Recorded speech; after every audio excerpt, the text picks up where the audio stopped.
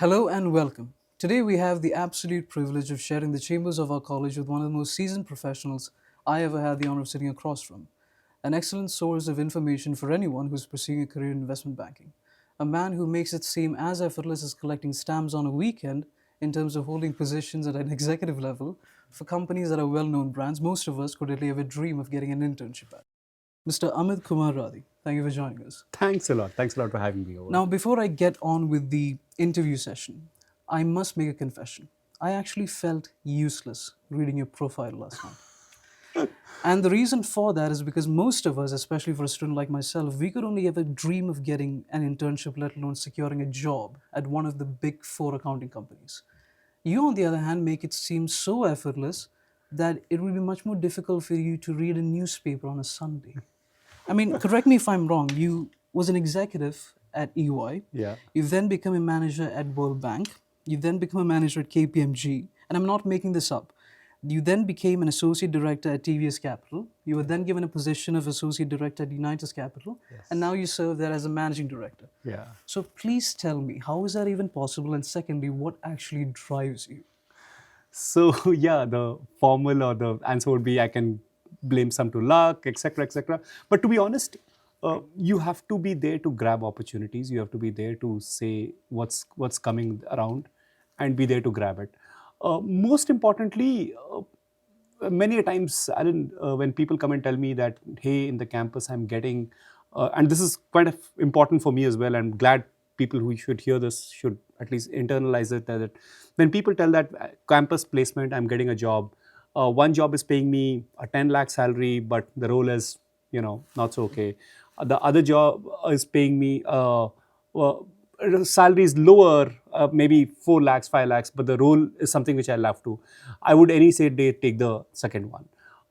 So it's extremely, I mean, even like we're in Bangalore, right? And many of the students in Bangalore, only after completing their graduation, they decide, okay, mujhe life mein kya karna hai? What do I need to do? So it's extremely important to decide what you want to get to much ahead and get there. After Ernst & Young and after KPMG for me, after World Bank for me, when I used to read the newspaper and I used to read news about mergers and acquisitions, investments, I knew my heart says that this is where I belong. So even after 6 years of experience, when I got an offer from KPMG, I joined them at the first year, like literally the beginner's level. Okay. So just to give you a sense, Alan, I was a 99 CA pass out. And when I joined KPMG, I used to report to a guy who was much junior to me.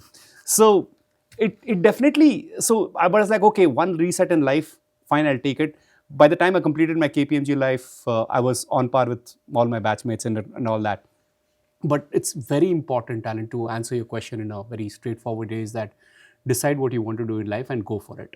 And then figure out whatever it takes you to get there. So when I joined KPMG, then I realized that, okay, come what may, M&A, investments, investment banking, private equity, this is the world I want to be in. And 20 years since, and this is where I've stuck on, this is where I built my niche and so on and so forth. Life gives you an option to reset once, maximum twice. After that, the resets become very expensive in your life.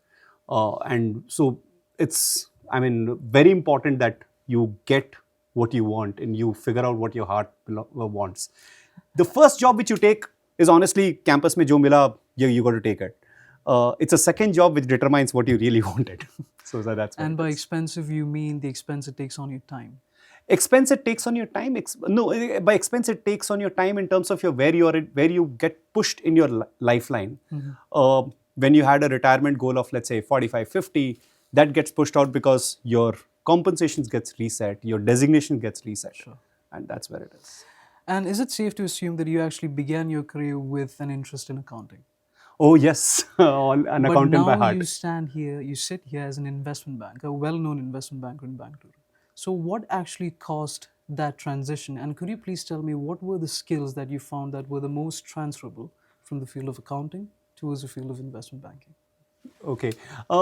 I'm an accountant, trained as an accountant. So I sometimes, when certain complex structures come about, Alan, believe me, I still say, put this to me in journal entries and only then I understand it.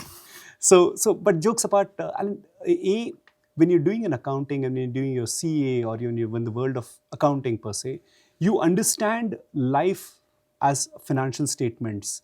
For me, what is intriguing is, can I understand the business and then see financial statements are a derivative of business. I can give you, for example, we all know a company called Ease My Trip. Yes. We all know a company called Thomas Cook. If you both are broadly in the travel and leisure industry, if you look at their financial statements, their profit margin, though both are in the same industry, their profit margins are a lot different. And that's because the way they do business. So once you understand the way they do business, then many things fall in place in terms of how you understand how the financial statements are done. Accountants generally have this thing in themselves that, yes, I make the financial statements, but actually it's a business which drives it. So my urge of understanding the business and then getting to the finance accounts part was what's intriguing. And as a person who have conquered not just one but two competitive industries, do you think there is an effective pathway for one to become an investment banker? Does a person just start up and keep that as their life's mission to be an investment banker, or do they showcase their skills somewhere else and then get chosen to make those economic decisions for others? So, as an investment banker, you are the person who understands and identifies opportunities where deals can happen. You're the person who identifies, can 1 plus 1, if I merge this company to this company, 1 plus 1 will become 5. And that's a skill set which you're looking at.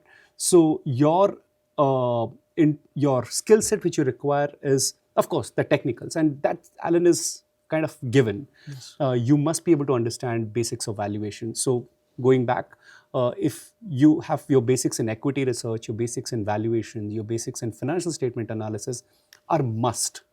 They are hygiene and Foundation. they are foundations. If you don't have that, yes, you probably can take a crack into it, and you probably can get lucky, but soon after you will falter.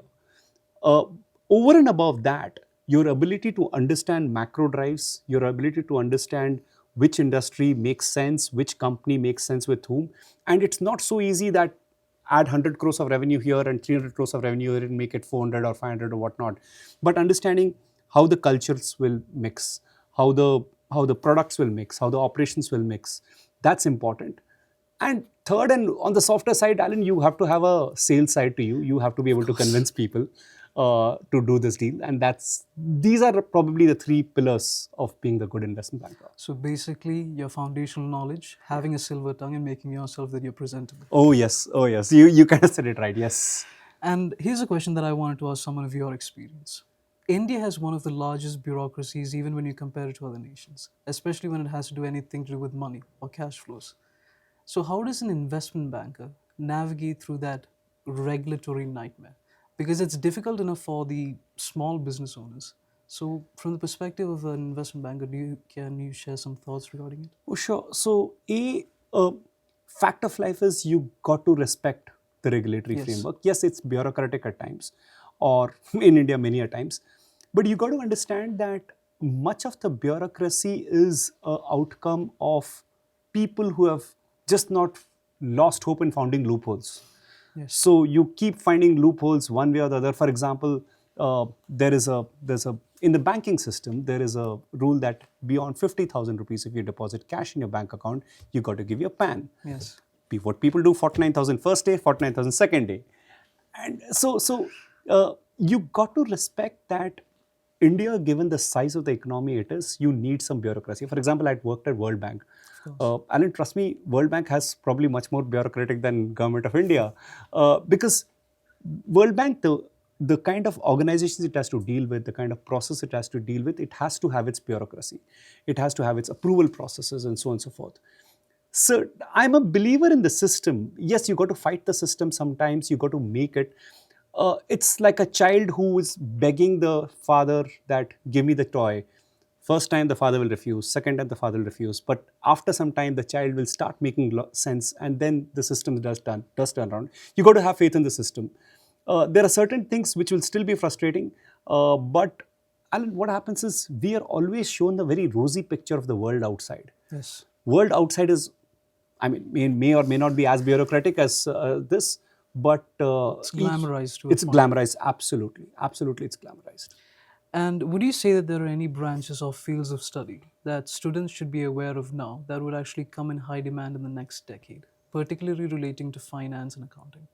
Oh yeah, I'm glad you said particularly in terms of finance and accounting, because the standard answer is with artificial intelligence Artificial and intelligence. machine learning, No, but which there is also applications of that in accounting and in finances. accounting, yeah. So the catch is that fact of life is, yes, machine learning, or if whatever words which we might use are there, but they would take away a very entry level job to that extent. Where someone tells me, are you questioned on fact that there are a lot of these tools coming up, would they take away the jobs, etc., etc. So let me take you back, long time back, and probably not so long, 30 years back. Accounting books used to be written by hand, Yes. and people used to write ledgers and whatnot, and they used to quote unquote tally trial balances They and were what known as bookkeepers they were first. known as bookkeepers. There you go. As time went along, you had softwares, people would automate, things would pass journal entry. The thing of tallying a trial balance was a thing of the past, and soon things started becoming more automated. Has it taken away accounting jobs? No, it has not taken away. You got to keep pace with the times. Many of my relatives always ask me that with Amazon and Flipkart coming around, how do I do my business? I like, just come to terms with it and figure out and innovate there. So yes, if you were to ask me what kind of field to answer your question on which subject particularly or which topic can there, I would say finance is an art. For example, think of it, Alan, this way: when you buy a share, when you buy take Reliance, you buy a share at 650 rupees. You have some set of information and you make a decision to buy the share. And when you're buying a share, you're hoping that the share price will go up. Similarly, think of it, the person who is selling the share has access to same set of information. And his opinion is that, oh my God, the share is The opposite. and it'll go down. So that's the reason my point is finance is an art. Each one has its own perspective. Time proves who's right or wrong. So I would say that yes, you got to get the basics of financial modeling, etc., right? But probably artificial intelligence or something would take over there. If you can develop a perspective, develop a view, which can happen with a lot more research, then that's valuable. So I would, if you were to ask me if I pick one topic, I would say equity research will be something which will be very Equity interesting. research.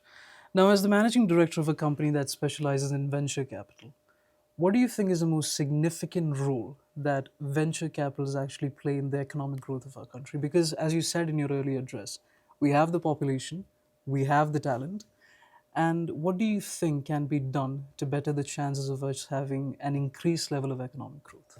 In today's time, it's amazing the way VCs are playing up. For example, when I speak to students like you, Alan, it amazes me that on an average, 20 to 25% of any batch of a student is wants to start something on their own, and because there are VCs to back it up.